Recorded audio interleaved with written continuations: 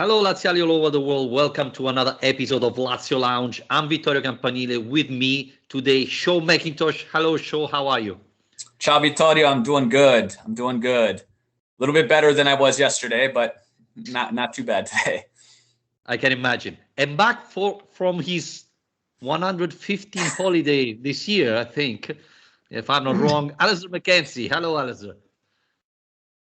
Says the man who takes this entire summer off every year. I'm Italian. I mean, that's what Italian people You're do. allowed. Yeah, I'm good, thanks. I'm feeling nice and refreshed. At least I was up until getting thrown back into the gauntlet of Serie A again yesterday and the obvious emotional roller coaster that we all went through. But yeah, otherwise good. So let's start immediately. Atalanta-Lazio. Tough match. We always struggle against Atalanta. So starting with Shawn, are you more happy about the performance of Lazio yesterday? Because especially in the second half, we really played well and had the chance to finish the game. Or frustrated because we were so close to get these 3 points. And really, last chance they had, they found the equalizer.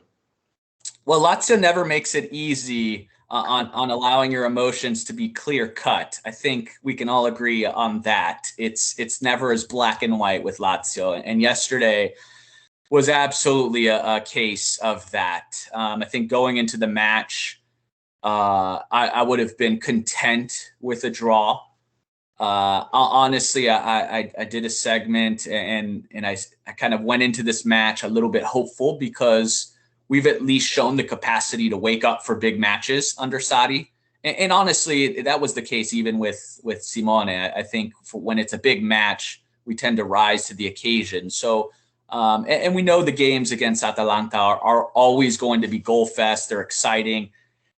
So I was pretty hopeful, but I can't help but feel anything less than disturbed, upset, emotional about the way it ultimately finished. And that's the lasting memory of it. So for me, I come out of it really as a wasted opportunity, particularly because we've wasted matches against smaller sides that we should have picked up points. So, you know, if we're looking at our side as a club that's going to wake up for big matches, well, then we've got to secure the 3 points, especially when we're seconds away from doing so. So, pretty upsetting. You know, the play on the pitch told a little bit of a different story in the second half, but ultimately the results, I think, for me, what was pretty upsetting.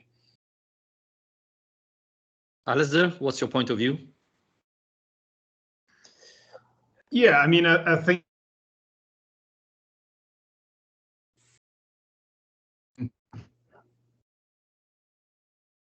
Alasdair, just freeze. a draw was probably a fair result. Okay, you're back. Go on. Can you hear me? Yes, unfortunately we can. Good. Yeah, a draw was probably a reasonable result considering the way the game ebbed and flowed, but the manner of it wasn't, because to concede two in the course of the game and see like Atalanta can happen, to concede them in the last dying minutes of the first half, the second half is quite frustrating to say the least, and especially the second one felt like it was just a bit of a case of the defense switching off a little bit when they really shouldn't have been. And the first one, obviously, we can track back to individual mistakes again, which is also quite frustrating. That said, I don't think it's a game we come away from where we're really concerned about the level of performance from the team as a whole and the way that we were against Bologna, against Verona, obviously. I think we can look at this as, yeah, probably a missed opportunity, but not something to be massively concerned about.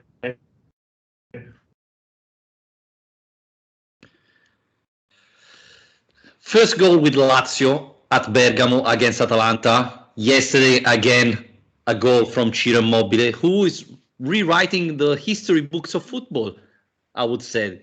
Alasdair, what can we add about Ciro Immobile? He reached Silvio Piola in just 5 seasons.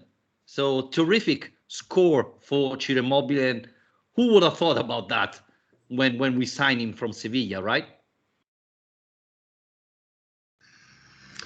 Yeah, I don't know. I'm not sure we do have anything more to say about Ciro than what we already have over the years, but 159 goals is an incredible achievement to reach, and to do it in fewer matches than Piola as well, who was obviously playing in a completely different era in the 1930s and 40s, and it's really incomparable, kind of the challenge then compared to the challenge now. So it's stunning. I mean, imagine how good he would be if they weren't all penalties as well. Shawn, do you want to add something else? I mean, we know he's a club legend, and it's beyond that. I mean, he will go down as an elite all-time Serie A striker, and obviously anticipating him exceeding the 20-goal mark for yet another season, which puts him in elite category of one of only 2 or 3 strikers to have done that 6 or more times. So it's, as far as Cheeto goes, we know what his abilities are in this league, and hopefully, unfortunately, there's always that opposite side that likes to point out negatives when it comes to him. But I mean, it's you can't dispute the numbers in this league, and so there's not much more to say other than he's not just a Lazio legend. I mean, when it comes to Serie A, he's all time. So the numbers speak for themselves. Yeah, I'm a little bit disappointed that, as usual, he doesn't get the rewards he deserves from the other media, especially here in Italy. I mean, his goal scorer are terrific, and they started saying he only scores on penalties, and now he's scoring so many different types of goal that it's simply unbelievable. And still, there's people criticizing him, and it's funny because his friend Insigne is struggling to score penalties. But, Ciro Immobile is only good at that. So, but I'm still happy to have Ciro with me, and I would never give up on Ciro Immobile. And even when he misses the chances, because I thought he had a couple of good chances against Atalanta. And, you start to feel that, okay, today is not his day. And then he finds a way to score. And, it's always unbelievable. And even when he's not playing great, he still helps the team a lot. And that's really important for me, especially for this type of football. Another player, I want to talk about is Luis Alberto, because in the last week, there was a lot of rumors that, Sarri and Luis Alberto had a fight. Luis Alberto is leaving in January. He's against the manager. He doesn't want to stay here. Then he plays. He starts again at Fiorentina. I thought he played really well there. He starts again against Atalanta. And again, I thought he had a great performance. Another good, encouraging performance from Luis Alberto, both offensive and defensive. Do you agree with me? Yeah, I thought for me, defensively was the bit that probably impressed me a little bit more. Seeing him track back, seeing him attempt a few tackles, get in there and win the ball a few times, and we've seen this time and time again. We're a different offensive unit when he's on the pitch, and for me, one of the things I really paid attention to, I don't know if you guys were looking at this too, but when he exited the field, obviously, yeah, and I wanted to see what his reaction was with the managers and with Sarri, and there was no outbursts. There wasn't any. I'm sure internally he was upset because the match still needed to be won at that point, but he didn't exhibit anything particularly frustrating, which I thought was a good sign. But I thought he played well. I think he probably, coming off of a quick turnaround, I mean, he's probably a little bit more energized than most, but I thought he gave life to our offense, particularly pairing him with Cataldi, who I'm sure we'll talk about. But I think that's the unit for me. That's the midfield unit that we should be going to, for every major match, as far as I'm concerned. I don't know if you guys have a different opinion on what that starting midfield looks like, but I can't see it being anything other than what we saw yesterday in Cataldi, Alberto, and Milinkovic. Alasdair, do you think this performance is because Luis Alberto have learned the way Sarri wants to play football, and that's why he has improved? It does seem a bit like a master stroke of management where he's basically a player who I think we've all seen for quite a while does just need a kick up the arse sometimes. And whether he's complaining about things on social media or whatever he's doing, there have been a few incidents through his time at Lazio where the fans have got fed up with him for his behaviour one way or another and being a bit kind of petulant. And what Sarri's essentially done by kicking him out of the team and then saying publicly that it's not going to work is put Alberto in a position where he's like, well, there's only one thing for it now. He has to perform when he gets those chances. And so, yeah, I think we have seen an improvement as a result of the way that Sarri's handled the situation. It's obviously Alberto's got immense ability, but it's not. I don't think it's always about the ability with him. It's kind of that combination of the ability and the willingness, or the ability and the mentality, and trying to find the right balance there. And yeah, it seems like we've got closer to it. And obviously, Sarri wasn't being serious. Alberto and Milinkovic can play together, because they have done in the 2 games in a row where Lazio played pretty well. But can we say they can play together because Cataldi started instead of Leva? Second match in a row, Cataldi started. I thought he played well both against Fiorentina and against Atalanta. I think he's the reason why Milinkovic-Savic and Luis Alberto can play together. I thought probably yesterday he was man of the match for Lazio, Cataldi. Do you think, Alasdair, this is the reason why Alberto and Milinkovic can play together? And do you see Cataldi being that man for Maurizio Sarri, the Jorginho position? Let's call it like that. I still stop short of talking about him as a Jorginho, a Lazio Jorginho, because we don't have a player like that. But I tweeted this yesterday. I do think that the performance he put in yesterday, we might end up looking back on as being the moment that he, becomes that first choice player, because in that pivot position, Lucas has still been holding the number 1 spot throughout the season so far, until very recently. Cataldi, we've been pretty complimentary about when we've seen him there, but it's been bits and bobs. Not started an awful lot of matches, but yesterday, just excellent. I think you're right. I think in terms of getting the best out of the other 2 around him, what really impressed me about him is we've always known he's a great distributor of the ball. He picks his passes well. He was really he was really ambitious with his passing yesterday as well. He was looking forward rather than looking sideways or backwards. But also defensively, I thought he was brilliant, and the work he was putting in off the ball was equally impressive. And if he can put in that level of performance against a team like Atalanta, not an easy team to play against in that role. They press you so high up the pitch. They put so much pressure on you when you're trying to find that space. I think he can do that against anyone. So hopefully that's not a one-off, and this is a sign of him developing under Sarri, because I think it's one of the biggest developments we've seen of our squad so far this season.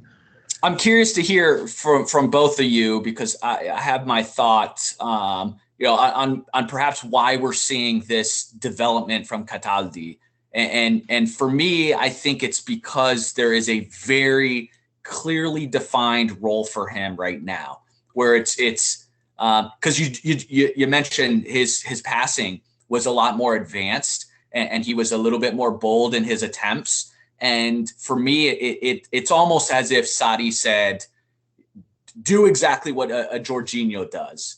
This is your role. This is what I want to see from you. Now go out and do just that, versus perhaps what we've seen from him, in years past, is not that he didn't have the skill set to do some of these things, but it's always, coming in late in a match or playing in kind of different positions in the midfield with some different roles. So part of what I think is what we're seeing is him understanding precisely what he's allowed to do with some of the risk taking in his passes, and exactly what he's supposed to do. Do you feel like it's a little bit more because Sarri has given him a very clearly defined role, or is it just a little bit of development, a little bit more playing time? What do we think it is? Well, Sarri spoke about it after Lazio Fiorentina and said We played Cataldi because I like his deep ball passing, and I asked to him to do it more often because we know that Ciro's very good, going behind the back of the defense. And he said Cataldi has this quality that Leva obviously hasn't. Leva is better defending, and Cataldi is better on the deep ball. So Sarri prepared the match against Fiorentina like that, and I think even against Atalanta, he thought Cataldi could do that, and we saw it in the first goal. Musso saved the shot of Immobile, but then Pedro came in and scored. But that was exactly what Sarri asked from Cataldi, and I think that Cataldi is better suited for this 4-3-3 than probably the 3-5-2 of Inzaghi. So that's one of the reasons he feels that Sarri is giving him the chance, and he's taking them, and I think he has the quality. Sometimes I think that some Lazio players doesn't trust enough themselves, are not very confident, and need to get boosted by the manager. And this maybe Cataldi is one of the example. But yeah, I think I'm not saying he's gonna start even against Marseille because I think he's gonna get tired too soon, and so Leva would probably start. But against this team, I think Cataldi can be a very valid option, right? I think Shawn makes a really good point though about how he's always had this ability, but he's never known exactly where he fits, and whether that's playing as a mid-sala or playing as a box-to-box or being in a deeper role or being in a kind of more number 10 style role. He seems to have played everywhere over the years with Lazio and has never kind of been told, right, this is what you do. I thought it was really interesting as well to hear Sarri saying how when he was in charge of Empoli, he was already wanting Cataldi. He'd already spotted him as a player who would fit into his team and fit into the style of football that he wants. And that's really encouraging because obviously Cataldi wasn't a secret to him when he arrived, and he wasn't a player he has just seen and said, oh, he's a talented, for example, he sounds a bit surprised about how good Akpro is because he doesn't have a clue who he is. And nobody does. We're all a little surprised if you think. Whereas Cataldi, he's clearly been watching for years. So that's good. But I mean, the one thing I want to put to you guys as well is that it does make me think a bit that in the squad, though, we do still have a couple of positions in particular, in striker and in that central midfield role now, where the two options we've got are so different from one another that that's maybe a bit of a... Well, what I want to ask, I guess, is whether that is a concern or whether that's a good thing to have two very different options. And obviously, Murici and Immobile, you're talking about, in terms of ability, a huge difference, but also in terms of style is a huge difference. And then Cataldi and Lucas, like you just mentioned, Vittorio, is a big difference. Both those things as well, I guess, in terms of what they're strong at, what they're weak at, and what they bring to the team. And what we saw yesterday was that obviously once Murici and Lucas came onto the pitch, was the point at which Lazio ended up conceding. I'm not blaming that goal on them, but it does become a different game when you've got these different players on the pitch. So are you concerned about that, Shawn, at all? No, I am. And that's not to say it can't work with a different. There's obviously situations where you need to adapt, and having players that can play a different style is helpful. But then those players need to be extremely elite at those differences in their game. And I think the challenge is, Murici, for example. I mean, he's not getting enough playing time. So even if he got to a situation where he was comfortable, he's not getting to use those skill sets. And so when we're now asking him to come in, and we're asking everybody else to adjust to Murici, and he's just not elite enough. At least we're not seeing it in those things that we're asking him to do. So you come in the last couple minutes of the match, and he's just not holding up the ball at all. Like we just need him to hold it up and kill off clock. We know he's not going to go in there and bag goals for us. So when he's not doing those small things really, really well, it makes it hard for us to adjust the way that we're playing. And so I think it can happen a little bit easier with somebody like a Leva, who has played for as long as he has at the highest level, for him to make some of those subtle changes in his game, than it is somebody like Murici. I mean, I don't think Murici is ever going to be doing the things that we see from a Ciro Immobile, So when we ask him to do something, it has to be done at a really high level, and he's just not capable of that, at least right now. So for me, I see it as a challenge because we're asking too many people to change the way that they'll play in the final minutes of a match, where I'd much rather have a striker that is a little bit more in line with what we see from Ciro. What do you think, Vittorio? You know what? Last time he came in, he provided a penalty for Lazio, and the other matches he provided an assist, if I'm not wrong. So I was really looking forward to him, and he came in just to waste time. You know, as you mentioned, keep the ball, make the team comes up, maybe get a foul, waste time, etc. Instead, the 2 times he got the ball, I was saying, okay, now you stay there, you keep the ball. Instead, he made an immediate pass to Raul Moro, who didn't work out, and Atalanta immediately got the ball back.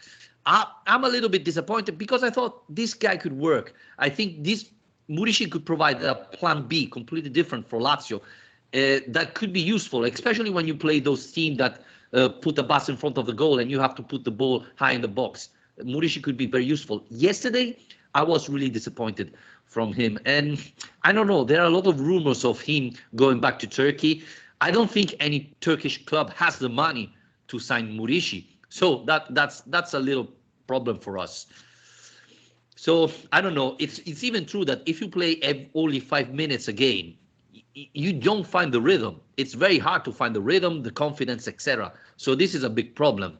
And the question is, and I was going to say, and I mean, speaking on rhythm, Sadi has mentioned over and over again that he doesn't want to rotate because of the nuances in Sadi ball and how much he needs to make sure his players are playing together in that system. So quite frankly, we don't have any other time to try now adjust to a different way of playing. And so we can't grasp Sadi ball quite for 90 minutes yet. And so now we're asking for a plan B, which it sounds like we're not working on a plan B, and on training. And so here we are, last 5 minutes of a match, or, even if it's from the start and Muricy gets a rare start, we're asking everybody to adjust to a plan B that nobody is working on. Personally, I think it's only a matter of time before plan B involves playing Pedro through the middle.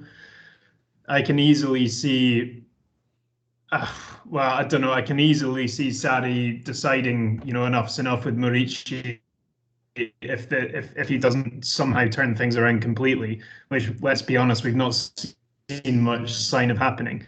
And the reason I choose Pedro from the players we've got up there is that I think that when you're talking about an alternative to the already existing game plan, I think he's a player who, with his movement, his link-up play, and his intelligence, is closer to Ciro than any other option we've got. And obviously, he's a player with a bit of experience of playing through the middle in that system anyway. And obviously, he's scoring goals now as well. So I think it'd be a really interesting option. He's giving Raul Moro more and more game time, which is encouraging to see. I've liked bits of him. Obviously, we've known his finishing is his weakness, and we've seen that still. So he's not quite got his first goal yet, but I wouldn't be surprised if that becomes a more fluid forward line. If Zaccagni, once he finally gets fit, can help that happen more as well, where if you're moving Pedro into the middle, you have more options on the wings. I think if Zaccagni's injury problems weren't what they were so far, we may have already seen that, Pedro shifting into the middle. Do you think that's the reason why he picked the number 9? Because Sari said, give me a couple of months and you will be the new number 9 of Lazio. I'm impressed by Pedro. Can we say already he's the best signing of the season, or do we have to wait a little bit more?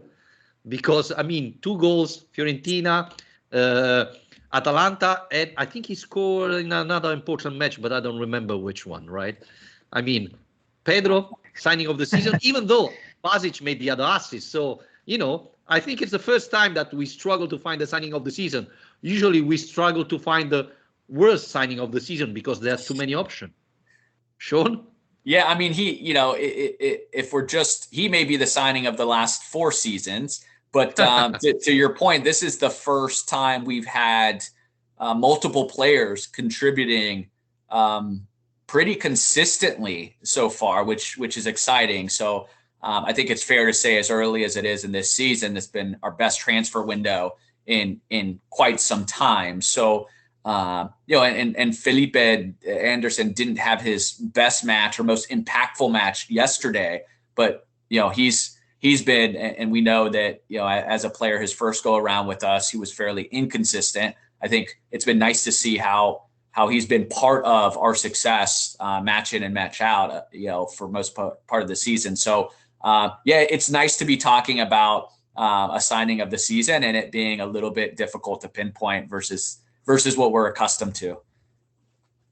And the strange thing being, as well as that, I would add that perhaps the poorest signing, maybe you guys disagree, but in terms of expectations versus reality, I think most of us expected Husai to fit into this team a bit easier than he has. And I don't think he's been terrible by any means, but I just don't think he's been altogether that impressive considering his massive experience under Sarri and playing in this formation. Perhaps would have expected the adaptation to be a bit easier for him than it has been. Whereas, it's been the complete... Basic has been a really nice surprise, I would say. I mean, coming off the bench yesterday to set up the goal again.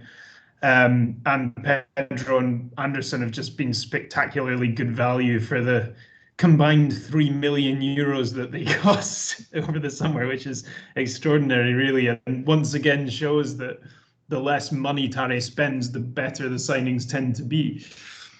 Yeah, can we say that Tare is the best sport director when the budget is under €5 million? Because when it's higher than that, he usually sign Vavro, Murici, and so on. When it's under 5, he's a genius. He's a monster. I think that's important to remember. I think that's important for now, all Laziali to remember. Perhaps we shouldn't be quick to be yelling for Lotito to spend more, because it's been nothing but damaging every time we tend to shell out a little cash. And Alasdair mentioned his eye. I would add that Marusic is to blame for the first goal. I don't know what he's trying to do on the first goal where he missed the ball, but his eye is probably responsible on the second one. Derun has 2-3 meters inside the penalty box. That's not how you mark a player in Serie A. So it's a shame because two personal mistakes, one of Marusic and the other one of his eye, cost us 3 points. I think there's a problem there, Shawn. I don't know if it's mentally, but in the last couple of matches... One thing quickly. I am astonished you're not blaming that goal on Pepe Reina. Usually you need any opportunity to blame a goal on Pepe Reina. Are you serious? I will be that man today. I will be that man for Vittorio, because I took to social and on that goal, look, I said Marusic absolutely should have done better. But here's what I'll say, and it's interesting because we bring up Husai, and 2 matches prior, Husai commits the penalty, a little bit silly, a little bit reckless, and I was worried that I was worried that Marusic was going to do the exact same thing in that situation. So we can't have it both ways. Like, should he have done better? Yes, but I thought he did well to not commit the penalty. And here's the thing. A keeper has to be able to provide your defense a little bit of insurance, and I think that's what we saw, year after year from Strakosha, is that when our defense collapses, which it inevitably will, we need somebody back there that can clean up those mistakes. Unfortunately, this was a case where, yes, this is not to say that Marusic wasn't at fault, but Pepe Reina has to be able to give our defense a little bit of confidence that they don't have to play perfect and that he's got their backs. And, it came in with power, but from that angle, you just hope that Pepe Reina can do a little bit better. So for me, I was much more upset with Reina on that goal. And that second one, yes, Vittorio, you're right. I mean, Husai, for a player of that experience, that close to the whistle being blown, he just has to cover his man a little bit tighter. Brilliant finish. But that doesn't happen if Husai is even just inches closer. So disappointing from our defense. That first one, though, For me, it's just another sign of what makes me frustrated with Pepe Reina. Alasdair? Well, I mean, I think you've got to give the man himself, Duvan Zapata, a hell of credit for that goal. It was classic Duvan Zapata. I mean, it was absolutely brilliant, and he was really, really hard for Lazio to handle yesterday. He's a difficult man to stop when he's playing like that. I think with Marisic, I agree. I don't think you should be lunging and making stupid tackles in the box. It was more the failure to intercept or the misjudgment on the interception to begin with that was the bigger mistake, I thought. And with Reina, maybe, but I think it was such a powerful and accurate shot. I don't necessarily agree because he kind of positions himself well. If Duvan Zapata hits that in at the near post and it goes in, you know what happens. There's this tendency for any goal scored at the near post to be a complete goalkeeping calamity, which is complete bollocks, to be honest. But if that had gone in at the near post, everyone's blaming Reina for it. So I think he basically asked a big question of Zapata by being in the position he was, where he said, right, from that angle, good luck finding the corner. And he did find the corner because it was a brilliant finish. So I'm not going to be too hard on Reina. I think Reina had quite a hard day as it was. I don't know if we want to effortlessly tail into that now, but yeah, I think guy, we should. I mean, come on. We should finish on that episode because I thought it was awful. And unfortunately, as Reina keep his job, Lazio has no chance of getting the 3-0 victory. And it looks like Lazio will not even complain about that. There won't be any request from Lazio for that match. So awful episode. And can we say something? Because Lazio fans usually get hammered for the terrible behavior. But in the last month or so, Atalanta have been racially abused Vlahovic, and there is the video about that. Hitting a goalkeeper of the opponent team, and still nothing happened. I mean, this is simply unacceptable from my point of view. Alasdair, do you want to go first? Yeah, I mean, I find it pretty shocking, to be honest, especially when I saw it was a coin, because that is dangerous. Getting hit in the head with a big chunk of metal is not a joke. I mean, Reina, I think he dealt with the situation pretty well in the hall. It's a bit of a joke that he ends up getting a yellow card for time wasting when he's under assault from a kind of artillery of objects raining down on him, including a roll of tape and I think a cigarette lighter, and obviously gets hit with the coin as well. And I mean, some of the papers today have been reporting that it could result in a partial stadium closure for Atalanta, but it's a frustrating incident. I mean, of course people are complaining about it. I think what we've seen is people don't like Lazio fans complaining about other fans, because it's almost like we're not supposed to have a right to complain about the behavior of other fans because of the behavior of certain Lazio fans, which isn't right at all. I mean, Lazio fans who are complaining about it, they don't behave like that, so they've got every right to complain about other fans of other teams who do behave badly. I think any of these incidents of whatever in the stadiums, you got to flag them up no matter who's responsible for them. And you can't be raining objects down on a goalkeeper when they're taking a goal kick. I mean, it's kind of going back into the past again, that kind of violence, and it's not good. So it doesn't seem like an awful lot's going to happen, but at least he's okay. Yeah, you're probably both too young, but I still remember Alemão at Bergamo. Napoli won a Scudetto like that. Alemão got hit by a coin at Bergamo, and Napoli got the victory, 3-0 victory, and they won the Scudetto thanks to that. So that's what I remembered. It was a long time ago, but, memory got back to that. Shawn, what's your take on that?